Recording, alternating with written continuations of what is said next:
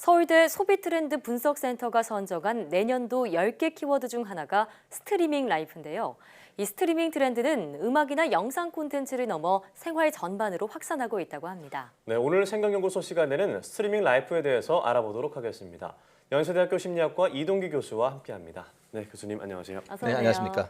네, 최근 스트리밍 전쟁이라는 말이 나올 정도로 스트리밍 네. 콘텐츠가 점점 많이 커지고 있는 것 같습니다. 자, 일상에서 좀 많은 사람들이 즐기고 있는 스트리밍 콘텐츠 어떤 것을 예로 들 수 있을까요? 가장 많은 건 음원 듣는 거죠. 예. 네. 근데 이제 음원을 넘어서서 영상 콘텐츠가 이제 유행을 하고 있는데요. 많이 아시는 넷플릭스가 있을 것 같고요. 네. 또 최근에는 왓챠 플레이라는 곳이 있고 또 애플 TV 이런 것들은 이제 OTT 서비스라고 하더라고요. 영어로 오버 더 탑. 다시 말하면은 인터넷을 통해서 TV를 보는 거죠, 일종의.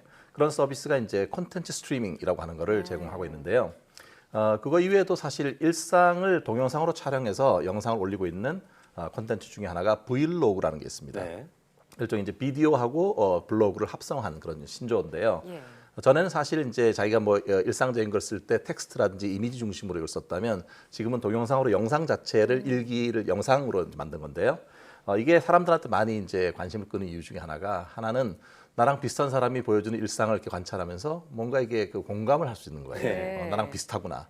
동시에 가끔 보면 이 사람은 나랑 조금 다른 저런 것도 하네. 이렇게 일종의 대리 만족적인 측면에서도 많은 사람들이 관심을 갖고 있습니다. 네, 이 콘텐츠 스트리밍을 제공하는 대표적인 OTT 기업 넷플릭스 말씀하셨는데 사실 저도 쉬는 날 집에서 넷플릭스에서 이 미드 다운받아 보는 게 취미거든요. 맞아요. 자, 그런데 넷플릭스가 이렇게나 인기가 많아진 그 이유는 무엇에 있을까요?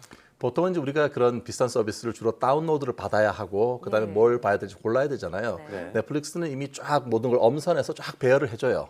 그런 다음에 하나하나 일부러 다운로드 받는 시간도 필요 없이 그냥 클릭해서 재생하면 되는 거죠. 예. 일종의 상당히 쉽게 자기가 원하는 것들을 찾을 수가 있고 게다가 월정액도 상당히 저렴하기 때문에 많은 사람들에게 어필하는 것 같습니다. 예. 경제학자인 제레미 리프킨이라고 하는 사람이 이미 20년 전에 쓴 저서가 중에 하나가 소유의 종말이라는 게 있는데 상당히 네. 인상적이에요.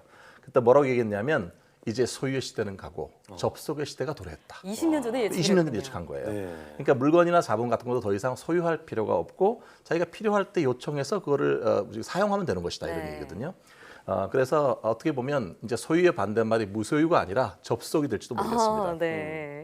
트렌드 코리아 2020에서도 사실 이제 이거를 이제 강조하면서 거기에서는 일종의 한 단어를 더 덧붙여서 경험하는 것도 중요하다. 그래서 접속해서 경험하는 것 시대, 그런 시대가 올 것이다 얘기를 했습니다. 소유 라이프에서 더 이상 이제 그게 소유하는 게 아니라 스트리밍 라이프로 변화되는 시점이 있다고 할 수 네. 있습니다. 네, 20년 전에 이런 접속의 시대가 올 것이라고 예측했던 게 정말 신기합니다. 네. 그러게요. 그때만 해도 TV가 없으면 아무것도 못할 것 같다 이런 생각이 들었던 시대니까요. 네. 자, 2020년 트렌드 키워드로 선정된 이 스트리밍 라이프 정확히 어떤 뜻을 갖고 있는 건가요? 그 영어로 이제 스트리밍은 이제 사실은 흐른다라는 뜻이잖아요. 네. 그러니까 일종의 그동안 인터넷 말씀드린 것처럼 인터넷에서 음악이나 드라마, 영화 같은 걸 주로 이제 다운로드를 받아야 되는데 그게 아니라 실시간으로 재생하는 방식으로 콘텐츠를 소비하는 거죠. 그래서 사실 이제 이게 단지 영화라든지 드라마 이걸 보는 것뿐만 아니라 우리 삶의 여러 가지 측면에서도 적용되고 있다고 합니다. 예. 가장 이제 흔한 것 중에 하나가 소유할 필요 없이 빌려 쓰세요. 렌탈 서비스가 이제 유행을 하고 있고요. 또 하나는 그 일정 기간 동안 돈이나 이런 것들을 이제 내면은 전문가들이 추천해 주는 거 일종의 구독 멤버십 서비스 이런 것들이 요즘 활발하게 진행 중입니다. 예전에 같은 경우는 이제 음악 좋아하시는 분들이 주로 벽장 가득 이렇게 왜 디스크 LP판 같은 거 쫙 꽂아놓고 몇만 장씩 네. 꽂아놨잖아요. 이제 그럴 필요가 없어요. 스트리밍 서비스는 들어가서 직접 재생하면 되는 거니까. 네. 그래서 이제는 얼마나 많이 가졌느냐가 중요한 그런 시대가 아니라 소유보다는 내가 원하는 것들을 사용하느냐. 라고 하는 일종의 새로운 패러다임이 진행된다고 볼 수 있겠습니다. 네, 그러니까 초기에 음악이나 영상 콘텐츠 중심으로 우리가 사용하던 이 스트리밍 콘텐츠들이 이제는 삶의 전반으로 확대되고 있다 이런 얘기인데요. 좀 더 구체적으로 예를 들어서 설명해 주시죠. 네, 지금 렌탈 서비스 말씀드렸지만 네. 가장 인상적인 중에 하나가 이제 거주하는 공간도 소유할 필요가 없다. 집까지요. 그렇죠. 왜냐하면 이제 자기가 살아보고 싶은 그런 어떤 스타일의 집에 살고 싶잖아요. 네. 이제 그런 것들을 구현해 놓는 곳이 있고 자기가 살고 싶은 동네에서 살고 싶은 그런 스타일, 라이프 스타일에 맞는 주거 공간에서 사실 돈을 내고 살아보는 거죠. 네. 또 하나는 이제 취미나 여가 활동 자체도 이제 이런 것들이 적용되는데요.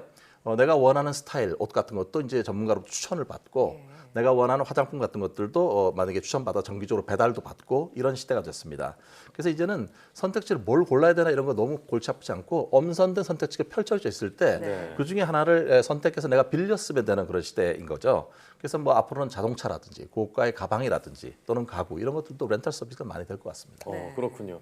자, 그럼 이처럼 스트리밍 라이프가 트렌드가 된 배경, 이유 이런 것은 어디서 찾을 수 있을까요? 이게 이제 아무래도 밀레니얼 세대의 특성 중에 하나인 것 같은데요. 네. 이게 오픈 내용 중에 하나가 뭐냐면은 이런 스트리밍 서비스를 찾을 수밖에 없는 거는 우리가 많은 것도 소유하고 싶긴 해요. 근데 돈이 없어요. 부족하죠. 그렇죠. 그러니까 자산이 부족하기 때문에 이런 걸 찾게 되는 것도 오픈해요. 있습니다. 예. 네, 일종의 네. 그런데 이제 또 한편으로 보면 이게 이제 뭔가를 소유한다는 것은 계속 유지해야 되는데도 돈이 들어가고 신경도 써야 되고 시간도 들여야 되는 거잖아요. 그럴 필요 없이 합리적인 가격으로 내가 원하는 다양한 경험을 해볼 수 있다라고 하는 것이 밀레니얼 세대의 어떤 기호와 잘 맞아 들어가는 것 같습니다. 그렇군요. 그 20, 30대 주 소비층인 밀레니얼 세대가 한정된 자산 안에서 좀 더 다양한 경험을 하기 위해서 스트리밍을 소비한다라는 얘기인데요. 물건뿐만이 아니라 집이나 직장에서도 이런 스트리밍 서비스가 또 유행이처럼 번지고 있다고요. 네. 네. 그래서 상당히 이제 재미있는 경우가 그 2018년 3월에 개봉됐던 영화 소공녀라고 하는 독립 영화가 있었어요. 네. 독립 영화 치고는 사실 관객 6만 명 이상 들었으니까 상당히 이제 반향을 일으켰는데요. 여러 영화제에서 수상도 했던 그런 작품이거든요. 예. 그러니까 주인공의 라이프 스타일이 상당히 흥미롭습니다. 주인공인 미소라는 사람은 딱 세 가지만 필요하대요. 저녁에 싱글 몰트 위스키인 글렌피딕 15년산 한 잔이 필요하고 네. 그다음에 한 모금의 담배 그리고 남자친구.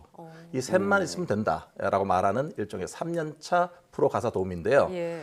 왜냐하면 이제 집세가 너무 많이 오르고 담배값도 오르고 다 오르는데 자기 받는 일당은 그대로니까 이거를 감당할 네. 수 없잖아요. 그래서 집을 포기하자고 결정합니다. 어. 그래서 이제 일종의 자발적 홈리스가 되는 건데요. 그래서 계란 한 판 하고 캐리어만 끌고 어떻게 자기 친구들 밴드 활동 같이 했던 친구 5명의 집을 전전하면서 네. 옮겨 다니는 스토리를 담고 있습니다. 거기에 나오는 대사 중에 흥미로운 거 몇 개만 소개해 드릴게요. 하나는 집은 없어도 내 생각과 취향은 있어. 예. 네, 그리고 또 하나는 난 갈 데가 없는 게 아니라 지금 여행 중인 거야. 어. 세 번째는 내 인생의 목표는 빚지지 않고 빚 없이 사는 거야. 빚 없이 사는 거다. 네. 지금 그러니까 이제 앞으로는 한 직장에 매이거나 한 업종에 매일 필요도 없고 또 경쟁 사회에 지나치게 내몰리지도 않아도 되고 이런 것들을 선호하는 젊은 사람들의 심리가 여기에 반영되었다고 볼 수 있습니다. 네. 네, 본인이 뭐 자유롭게 선택한 삶이라고는 하지만 뭐 주변 환경 때문에 어쩔 수 없이 선택한 것이라 생각하니까 좀 마음이 아프다 이런 생각이 들고요. 이 청춘이라는 가장 젊고 행복해야 할 시기에 이렇게 현실의 무게를 버텨야 하는 이런 것이 좀 안타깝다는 생각이 듭니다. 네. 자, 그런가 하면 일본에서는 벌써 이러한 현상이 나타나고 있다고요. 네, 찾아보니까 재밌는 그 단어가 있더라고요. 일본에서는 그 어드레스 호퍼라는 게 있는데요. 예. 호퍼가 이제 뛰어다니는 껑충껑충 뛰어다니는 영어 단어잖아요. 예. 하퍼. 그런데 껑충껑충 주소를 옮겨 다닌다 이렇게 생각하시면 되겠습니다.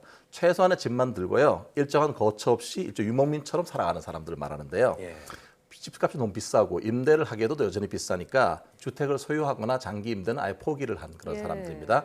대신에 이제 일본에 뭐 보면은 빈집이라든지 시골에 있는 가옥 같은 걸 다시 리모델링을 해갖고 깨끗하게 만든 다음에 회원 그 멤버십을 갖고 있는 사람이라면 자기가 원하는 기간만큼 거기에 이렇게 머물 수 있도록 하는 그런 서비스가 되거든요. 그런 비즈니스가 일본에서 지금 성업 중이라고 합니다. 일종의 하우스 노마드, 하우스가 그 소유가 없이 하지 않고 유목하는 예. 노마드나 또는 잡 노마드, 직업 자체도 그렇게 꼭 가질 필요가 없는 그런 사람들의 모습을 보이는데 자유롭고 창의적인 삶을 원하는 사람들, 또 젊은 사람들 이런 사람에게 상당히 그 어필을 하고 있는 것 같습니다. 네, 사실 제 주변에도 제주에서 한 달 살기 혹은 네. 치앙마이에서 한 달 살기 이런 한 달 살기 트렌드에 따르는 친구들이 꽤 많은데 이것도 비슷한 열풍이라고 볼 수 있겠죠. 네네. 예, 자 이처럼 누가 더 많이 소유하고 있느냐가 아니라 누가 더 많이 경험했는가가 이제는 삶의 풍요로움을 결정하는 척도가 되고 있는 것 같은데요. 실제로 스트리밍을 통한 다양한 경험들이 우리의 심리에는 어떤 영향을 줄까요? 당연히 이제 선택의 다양화라고 하는 것이 우리에게 이제 다가오는 거잖아요. 네. 그러니까 그 중에는 이제 자기가 원하는 것들을 선별할 수 있는 그런 모습이 보이니까 훨씬 더 맞춤식의 서비스 같은 것들이 더 발달할 거라고 생각되고요. 네. 또한 다양한 그런 기호가 존재하니까 사람들이 가지고 있는 다양한 생각이나 취향 같은 것들에 대해서 좀 더 존중하는 그런 사회 문화가 올 거라고 생각합니다. 예. 그래서 이제 앞으로는 뭔가 소유하고 또 미래를 위해서 뭔가 노력하고 이런 가치보다는 현재 중심에 향유하는 문화가 더 예. 발달될 거라고 생각이 됩니다. 반면에 이제 항상 한쪽이 생기면 반대쪽도 생기니까 네. 일종의 부작용 같은 것도 고민할 필요가 있는데요. 하나는 이제 사람들이 이제 서비스를 많이 이제 제공받지만 너무 많아지면 이것도 어느 순간이 되면 선택 장애가 올 수가 있고요. 네. 또한 그 첨예하던 디지털 시대의 가장 큰 적은 뭐냐면 일종의 불법 스트리밍 다운로드 받거나 서비스를 받는 거. 예. 그러니까 이런 것들을 어떻게 방지할 것인가 하는 것이 되게 중요한 이슈로 떠오를 거라고 생각이 됩니다. 그래서 또 어떤 사람 같은 경우는 이게 이제 너무 스트리밍 쪽으로 가게 되면 차라리 너무 온라인으로 온라인으로 가는 건 난 원하지 않는다. 오프라인의 삶이라든지 또는 아날로그 같은 삶을 원하는 그런 사람들도 반향이 반대로 그런 사람들도 생겨날 거라고 생각합니다. 그러네요. 그러니까 문제는 이게 우리나라가 지금 뭐 첨예한 어떤 그런 그 디지털 사회니까 온라인 중심의 사회는 분명한데 살다 보면 온라인만 되는 건 아니잖아요. 네. 그러니까 오프라인의 삶 이것도 되게 중요한데 예. 어떻게 이거 두 개를 균형 잡는가 이런 것이 중요한 과제가 아닐까 생각해 봅니다. 네, 오늘 스트리밍 라이프에 대한 얘기를 나눠봤는데 앞으로 20년 뒤에 2040 트렌드는 어떻게 나아갈지 좀 궁금하기도 한데요. 자, 앞으로 이 온오프라인 생활의 어떤 적절한 균형이 더 잘 잡힌 건강한 사회로 나아갔으면 좋겠다라는 생각이 듭니다. 네. 네, 오늘 말씀 고맙습니다.